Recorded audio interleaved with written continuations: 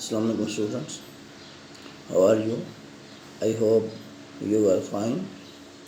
And today's lecture is about the subspaces. Last time हम लोग vector space के बारे में देख रहे थे। कोई भी सेट दिया गया है, वो वेक्टर स्पेस किस वक्त होगा जब उसके अंदर 11 या 10 प्रॉपर्टीज सेटिस्फाई हो जाती हैं। अब हम देखने लगे हैं सब स्पेसेस के बारे में। सब स्पेस में वेरी इजी कि आपके पास एक वेक्टर स्पेस है, उसका आपने एक सबसेट लिया है। एक वेक्टर स्पेस है, उसका वो वेक्टर स्पेस आपकी R1 हो सकती है, R2 हो सकती है, R3 हो सकती है। आपकी वो वेक्टर स्पेस मैट्रिक्स के मुतल्लक भी हो सकती है। तो उसी का एक सबसेट लेते हैं हम। वो सबसेट अगर खुद वेक्टर स्पेस बन जाए तो उसे हम सब स्पेस बोल देंगे। वो सबसेट तो था ही, अब वो वेक्टर स्पेस भी बन गया, तो अब हम उसे सब स्पेस कह सकेंगे। तो इसकी डिफाइन कुछ इस तरह से है, a subset W of a vector space V। हमने वेक्टर स्पेस का लेना है एक सबसेट, और उसको सब स्पेस कहेंगे अगर W itself a vector space under the addition and scalar multiplication defined on V। यानी जो ऑपरेशंस स्टैंडर्ड ऑपरेशन है या कोई और कोई ऑपरेशन डिफाइन किया हुआ है V के ऊपर, V के एलिमेंट्स के ऊपर, वही ऑपरेशन W के अंदर होगा, वही ऑपरेशन W के अंदर होगा। तो अगर वो स्केलर मल्टीप्लिकेशन और एडिशन के लिहाज से क्लोज हो जाए, कौन, वो जो सबसेट हमने लिया हुआ था W, तो वो W जो है वो भी वेक्टर स्पेस हो जाएगा। अब सब स्पेस इसे इसलिए बोलते हैं क्योंकि ये V का सबसेट था, अब ये वेक्टर स्पेस भी बन गया है, लिहाजा ये अब ये सब स्पेस भी हो गया। ठीक हो गया। तो इसमें कोई लंबी चौड़ी नहीं बातें कि जैसे उसके अंदर 11 प्रॉपर्टीज़ को सेटिस्फाई किया जाए, नहीं, इसमें वो 11 प्रॉपर्टीज़ जो हैं वो इसके अंदर सिर्फ 2 प्रॉपर्टीज़ को ही सेटिस्फाई करवा दिया जाए तो वही सबसेट जो V का था वो सब स्पेस हो जाता है। और वो 2 कौन कौन सी हैं, ये थ्योरम आपको इसके बारे में बताएगा कि अगर W is a set of 1 or more vectors from a vector space V। V आपके पास एक वेक्टर स्पेस है, यानी उसके अंदर वो 11 प्रॉपर्टीज़ जो हैं वो सेटिस्फाइड हैं। कोई W एक सेट है जिसके अंदर एक वेक्टर है या 2 हैं या 3 हैं या जितने भी वेक्टर हों, आपने इस वेक्टर स्पेस V का सबसेट लिया, तो ये W जो है ये V का सब स्पेस हो जाएगी if and only if the following conditions are satisfied. अब वो 2 कौन कौन सी हैं कि U and V are the vectors in W। Understood है, क्योंकि हमने W को V से लिया है, क्योंकि V एक खुद वेक्टर स्पेस थी, तो W भी एक वेक्टर्स पर मुश्तमिल ही सेट होगा। लेकिन ये बात है कि जब उसके दोनों वेक्टर्स को ऐड किया जाए तो आंसर जो है वो W के अंदर आ जाए। इस प्रॉपर्टी को हम बोलते हैं कि क्लेयर प्रॉपर्टी है। अब ये क्लेयर एडिशन के लिहाज से है, तो हम ये कह सकते हैं कि W is closed under the vector addition. अगर ऐसा है तो एक प्रॉपर्टी सेटिस्फाई होगी। अगर आप वो वेक्टर स्पेस की डिफाइन को देखें तो उसकी फर्स्ट 2 प्रॉपर्टीज़ यही हैं। आगे तो सारी की सारी जो हैं उसी से ही रिलेट करती हैं, उसी से ही निकले हुए ऑपरेशंस हैं। अब आ गया इसका बी पार्ट। वो क्या है कि कोई भी आपके पास स्केलर है u जो है वो w का एक वेक्टर है, तो ku या ku जो है ये एक स्केलर मल्टीप्लिकेशन है, और ku जो आपके पास न्यू वेक्टर हासिल हो वो भी w में आ जाए, तो इसे भी आप कह सकते हैं कि w is closed under the scalar multiplication with vector. अगर बेटा किसी भी सबसेट जो कि किसी v का सबसेट है, v जो है एक वेक्टर स्पेस है, अगर उसके अंदर ये दो प्रॉपर्टीज सेटिस्फाई हो जाती हैं तो हम उस w को भी सब स्पेस बोलेंगे।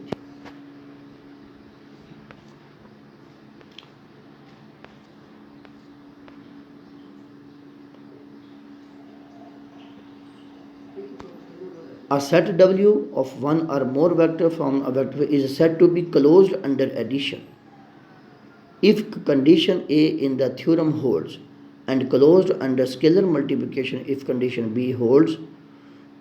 तो ये W के लिए यही स्टेटमेंट थी, वहाँ पर मैथमेटिकली लिखा हुआ, यहाँ पर इंग्लिश में लिख दिया गया है कि W is a subspace of V if and only if W is closed under addition and closed under scalar multiplication.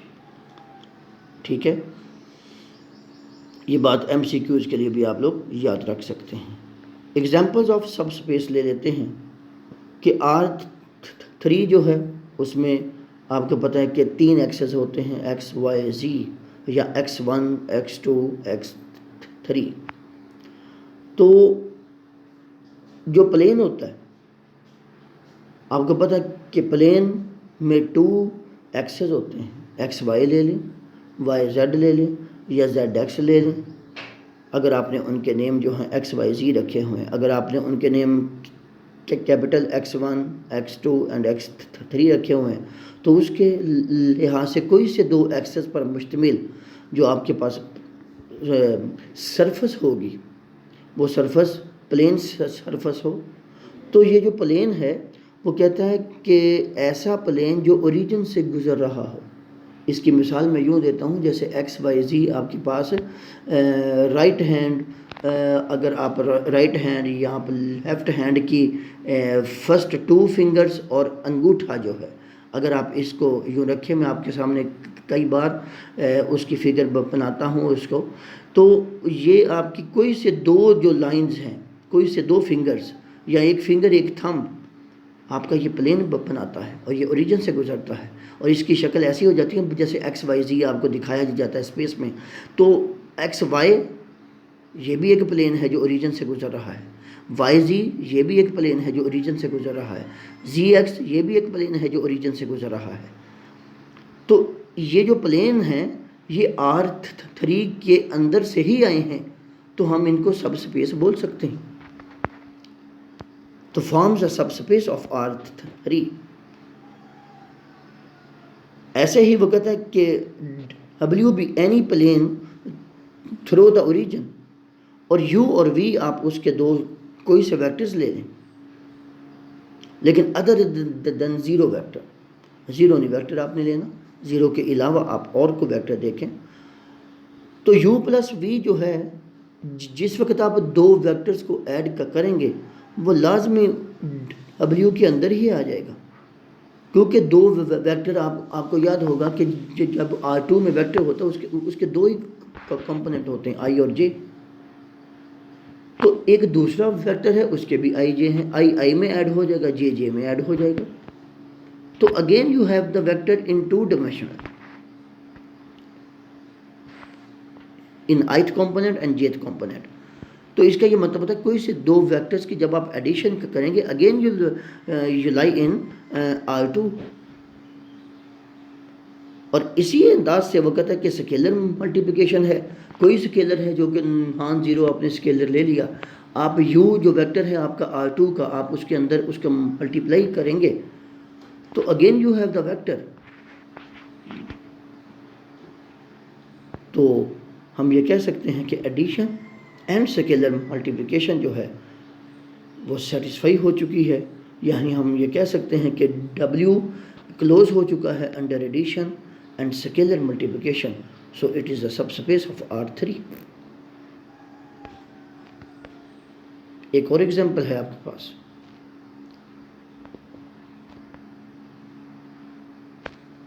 A line, ऐसी लाइन जो जो ओरिजिन से गुजर रही हो R3 के। देखिए एक्स एक्सेस भी है, वो भी ओरिजिन से गुजर रहा है, वाई एक्सेस वो भी ओरिजिन से गुजर रहा है, जी एक्सेस ये भी ओरिजिन से गुजर रहा है। इनके अलावा ऐसी लाइन जो ओरिजिन से गुजरे, जैसे R2 के अंदर आपको याद होगा y = mx + c, ये एक स्ट्रेट लाइन है। अगर इसमें c 0 हो जाए तो ये हमेशा ओरिजिन से गुजरेगी। तो y = mx ओनली, ये एक ऐसी स्ट्रेट लाइन है जो ओरिजिन से गुजरती है। ऐसे ही आपके पास R3 के अंदर ऐसी लाइन जो ओरिजिन से गुजरे। तो अगर आप इसका ज्योमेट्रिकली इसके देखें कि इस लाइन के ऊपर जो जो भी आप वेक्टर्स ले लें उनको ऐड करेंगे तो आपके पास अगेन एक ऐसी ही लाइन आ जाएगी, एक ऐसा ही वेक्टर या ऐसी भी लाइन आपके पास आ जाएगी जो अगेन आपके पास ओरिजिन से गुजर रही होगी। और अगर आप एक लाइन के साथ किसी स्केलर को ज़रब दे देते हैं, लाइन जो है वो किसी भी R2 में R3 में एक वेक्टर ही होता है, आप उसको वेक्टर फॉर्म में रिप्रेजेंट कर सकते हैं। मैंने लास्ट टाइम आपको बताया था कोई भी पॉइंट हो तो अगर वो पॉइंट की शक्ल में है तो x y z are coordinates, और अगर उसी को हम वेक्टर की शक्ल में देखेंगे तो वही x y z जो है उसके कंपोनेंट हो जाते हैं। तो जब आप किसी भी स्केलर से मल्टीप्लाई करोगे तो k अगर आपके पास ग्रेटर देन 0 है तो आपकी वो जो लाइन है वो एक्सटेंड हो जाएगी, लेकिन उसी लाइन ऑफ एक्शन में ही वो एक्सटेंड होगी। अगर k जो है वो स्मॉलर देन 1 है तो फिर वो सिकुड़ जाएगी, वो अपनी लंबाई से छोटी हो जाएगी, लेकिन अपना रास्ता नहीं वो बदलेगी, तो ओरिजिन में ही वो रहेगी। तो इस लिहाज से स्केलर मल्टीप्लिकेशन जो है वही लाइन हो जाएगी, लेकिन ये है स्केलर अगर आपका नेगेटिव हो जाएगा तो क्या हो जाएगा, सिर्फ वेक्टर की डायरेक्शन उलट जाएगी, लेकिन वो रहेगा ओरिजिन में से ही। तो इस लिहाज से W जो है वो क्लोज हो गया अंडर एडिशन और scalar multiplication, so it's subspace of R3। And similarly we have another example जो कि कंसिस्ट है ऑल द फंक्शंस, और n कोई भी पॉजिटिव इंटीजर है, और W जो है वो consist of all the functions expressible in the form p of x is equal to this। ये क्या है, well this is a polynomial functions, और a0 a n तक जितने भी ये कोफिशिएंट्स हैं ये फील्ड में से लिए गए हैं, स्केलर फील्ड जो है जो आमतौर पर रियल लाइन होती है। अब ये W इसके अंदर एक सेट ले रहा है, वो कौन से, consist of the zero function together with all polynomials in f of degree n or less, consists of zero function together with all polynomials in f of degree n or less। वो कहता degree n के या उससे जितने भी less हैं वो सारे ही आप ले लें ज़ीरो फंक्शंस। तो W is a subspace of P of F। अगर F वो कहता R है तो it is also a subspace of the vector space of all real valued function. और अगर आपकी F जो रियल लाइन जो आपकी फील्ड है अगर वो कॉम्प्लेक्स हो जाएगी तो यकीनन ये कॉम्प्लेक्स रियल वैल्यूड फंक्शन हो जाएंगे। तो हम इनकी एडिशन को देखते हैं, हम ये देखते हैं कि इसके अंदर से दो हमने पॉलिनोमियल्स ले ली हैं, P of x एक ली है a0 a1x and a2x square a3x cube so on a(n)x and q of x, ये दूसरी पॉलिनोमियल है। दोनों को ऐड करते हैं तो दोनों की एडिशन, हमने एडिशन और स्केलर मल्टीप्लिकेशन देखनी है, क्या अगेन हमारे पास एक पॉलिनोमियल हासिल होती है कि नहीं होती। तो p + q of x, ये दो फंक्शंस को ऐड करने के अंदाज होता है कि p + q of x।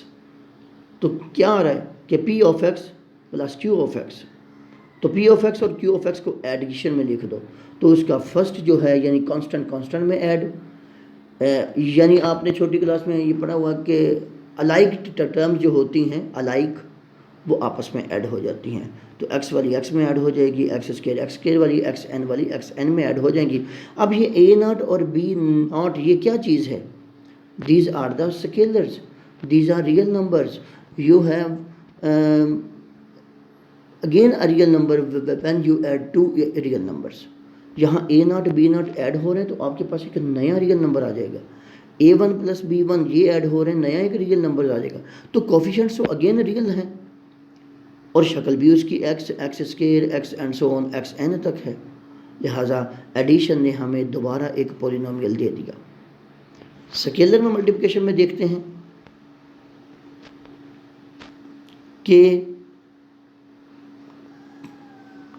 के पी ऑफ एक्स, तो के बाहर और पी ऑफ एक्स। अब के जो है वो बाहर रहेगा, पी ऑफ एक्स आप लिख दें, और के जो है हर अंदर एडिशन हो रही है, हर एक रकम के साथ वो जाके ज़रब हो सकता है अकॉर्डिंग टू डिस्ट्रीब्यूटिव लॉ के अंदर एडिशन हो रही हो, बाहर से स्केलर मल्टीप्लाई हो रहा हो, तो वो सारी रकमों के साथ जाके मल्टीप्लाई हो जाता है। अब आप अगर वो मल्टीप्लाई हो गया है तो फिर इसके ऊपर फिर वो आप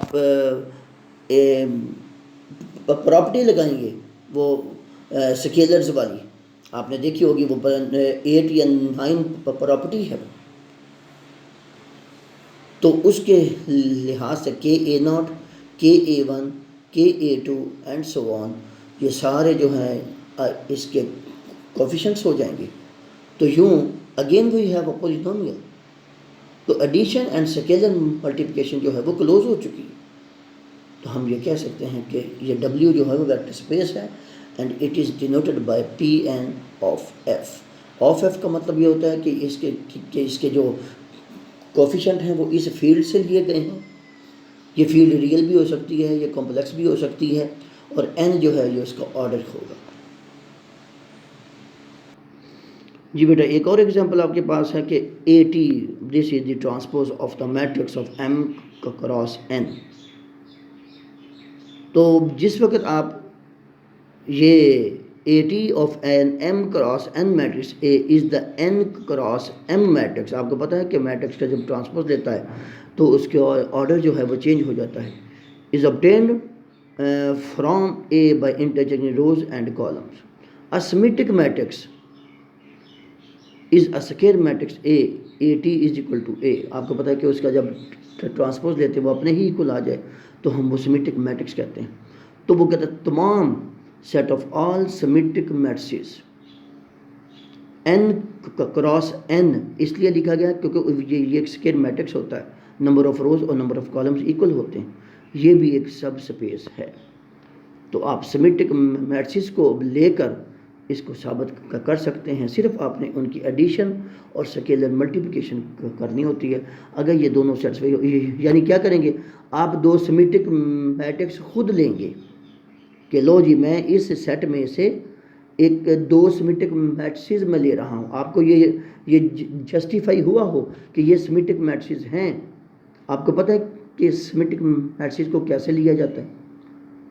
फॉर एग्ज़ाम्पल आप कोई सा भी 2x2 या 3x3 का ले लें, जो आप फर्स्ट रो लिखें वही फर्स्ट कॉलम लिख दें। जो भी आपने फर्स्ट रो लिखी है वही आप फर्स्ट कॉलम लिख दें। उसके बाद आगे जो एलिमेंट्स रह जाएंगे उसको जो हॉरिजॉन्टल वे में लिखो वही आप वर्टिकल वे में लिख दो, वही एलिमेंट्स को। डायगोनल के एलिमेंट आपके कुछ भी हो जाए, चाहे ज़ीरो रख दो, चाहे माइनस रख दो, चाहे प्लस रख दो, जो भी रखो आप पूरे मैट्रिक्स के अंदर, तो वो हों यूँ कि जो रो में एलिमेंट हैं वही आपके कॉलम में एलिमेंट हों। तो यूँ आपके पास मैट्रिसेस की अंबार लग जाएगी जो सिमेट्रिक मैट्रिसेस होंगे। तो आपने सिर्फ दो लेने हैं, दो को लें, उनको ऐड करें, तो जो नया मैट्रिक्स हो तो उसका AIJ एलिमेंट AJI एलिमेंट के इक्वल होना चाहिए। ये कंडीशन होती है सिमेट्रिक मैट्रिक्स के लिए कि उसका Aij यानी A12 एलिमेंट A21 के इक्वल होना चाहिए। A12 एलिमेंट होता है फर्स्ट रो का सेकंड एलिमेंट और A21 का है दूसरी रो का फर्स्ट एलिमेंट। इसी अंदाज से Aij Aj एलिमेंट के इक्वल होना चाहिए, तो फिर वो सिमेट्रिक मैट्रिक्स होता है। आपने हासिल होने वाले मैट्रिक्स को देखना है क्या ये इसके अंदर ये कंडीशन है, तो अगर हो गई वो भी सिमेट्रिक हो गया तो इसका मतलब है कि एडिशन जो है वो क्लोज हो चुकी है। इसी अंदाज से आप स्केलर करेंगे, कोई भी आप सिमेट्रिक मैट्रिक्स ले लें ऑर्डर का, किसी भी ऑर्डर का आप ले लें, तो लेकर आप के को ज़रब दे दें तो के किसी भी मैट्रिक्स के साथ मल्टीप्लाई होने से उसके ऑर्डर में भी चेंज नहीं होती और उसकी सिमेट्री में भी चेंज नहीं आती। तो लिहाजा ये सिमेट्रिक मैट्रिक्स पर मुश्तमिल जो एक सबसेट है ये सब स्पेस हो चुका है। एक और आपके पास जी, the trace of an n cross n matrix A। हमने लास्ट टाइम ये पढ़ा था कि ये क्या होता है, ये ट्रेस ऑफ A कि sum of the elements of the क्या नाम diagonals is the sum of the diagonal entries. ये आगे उसने एक्सप्लेन भी कर रहा है। अब हमने वो लेने the trace of an n cross n matrix denoted by this is the sum of the diagonal entry the set of n cross n matrix having trace equal to 0। वाह, कि वो अब हमने लेने हैं कि जिनका ट्रेस किया जाए तो वो 0 हो जाए।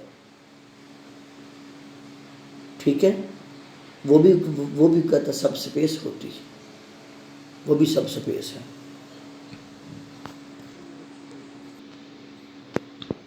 जी बेटा, अब है हमारे पास कि वेक्टर स्पेसेस के ऊपर ऑपरेशंस कैसे हों। Addition of two subsets u and v of a vector space is defined by, यानी एक वेक्टर स्पेस है, उसके दो सबसेट ले लिए, उसकी दो सब स्पेस नहीं ली कि ये सब स्पेसेस हैं u और v, नहीं, उसने दो सबसेट लिए हैं, क्योंकि सबसेट मे और मे नॉट बी सब स्पेस। ऐसा होता है कि वो अगर उसके अंदर एडिशन और स्केलर मल्टीप्लिकेशन सेटिस्फाई होगी तो ही वो सबसेट जो हैं सब स्पेस बनेंगे। तो यहाँ पर उनकी एडिशन को यूँ डिफाइन किया गया है कि दोनों को ऐड कैसे करना है, दोनों के जो वेक्टर्स हैं वो आपस में ऐड हो जाएंगे और उनकी इंटरसेक्शन जो है उन्हीं सबसेट्स की, वो वेक्टर स्पेस V के अंदर से जो दो लिए गए हैं उन दोनों की जो मल्टीप्लिकेशन इंटरसेक्शन है वो यूँ हो जाएगी कि W such that W belong to U and W belong to V। आपको पता है कि इंटरसेक्शन में कॉमन एलिमेंट्स आते हैं सिर्फ, तो उनकी इंटरसेक्शन जो है वो कॉमन यूँ हो जाएगी। ये उसको डिफाइन करने का अंदाज होता है। अ vector space W is called the direct sum of U and V। एक वेक्टर स्पेस आपके पास आ रही है जो कि कैसे हासिल हो रही है, U और V को ऐड करके, और उसको डिनोट यूँ कर रहे हैं, U ये प्लस ये सर्कल, ये डायरेक्ट सम के लिए ये सिंबल यूज़ किया जाता है कि ये डायरेक्ट सम है U और V का। और U और V जो हैं, if U and V are subspaces of W, ये W की सब स्पेसेस हों। W खुद क्या था, वेक्टर स्पेस था, और ये W जो है ये वेक्टर स्पेस ये V से बना हुआ है। तो आपने दो सबसेट लिए हैं U और V और उनका आपने डायरेक्ट सम ले रहे हैं। अब वो आगे वो कह रहा था अगर ये U और V जो हैं ये सब स्पेस ऑफ W हों, सब स्पेस यानी इनके ऊपर एडिशन और स्केलर मल्टीप्लिकेशन सेटिस्फाई है, विद इंटरसेक्शन लें इनकी तो ज़ीरो सेट आ जाए, यानी एक सिंगलटन सेट ज़ीरो आ जाए। और जब आप इनकी U और V को जब आप ऐड करें तो दोबारा आपको W हासिल हो जाए, तो इसको कहते हैं कि ये जो ये W जो है ये वेक्टर स्पेस है। अब इसी को ये एक्सप्लेन वो कर रहे हैं कि any intersection or sum of subspaces of a vector space V is also a subspace of V। ये ये थ्योरम है, MCQs के लिए पूछा जा सकता है कि इंटरसेक्शन ऑफ सब स्पेसेस या सम of subspaces of the vector space V is also a subspace of V। ये एक क्विज़ है, यही आपसे पूछा जाएगा, वो मैं LMS पर अपलोड करूँगा। तो ये इसके आंसर जो हैं अभी ये डिस्कस भी करते हैं, फिर आपसे ये पूछा भी जाएगा इसमें और भी आपको देकर ट्रू फॉल्स आपने बताने हैं। If V is a vector space and W is a subset of V that is also a vector space then W is a subspace of V। बिल्कुल सही बात है कि अगर एक हमने सबसेट लिया, अगर वो खुद भी वेक्टर स्पेस हो जाए तो फिर हम ये कह सकते हैं कि ये सब स्पेस ऑफ V है। Empty set is a subspace of every vector space. Empty set जो है ये सब स्पेस होता है या नहीं होता, तो इसके अंदर से एलिमेंट्स अगर आप एडिशन करेंगे तो आपकी एडिशन आप इसकी कैसे दो एलिमेंट आप लेंगे कि वो आपस में ऐड हो रहे हैं, तो ये आपने बताना है कि एम्प्टी सेट जो है ये सब स्पेस ऑफ वेक्टर स्पेस सही है या गलत है। If V is a vector space other than zero vector space, तो V contains a subspace W such that W is not equal to V। क्या कह रहा है वो? कहता है V एक वेक्टर स्पेस था लेकिन other than zero vector space.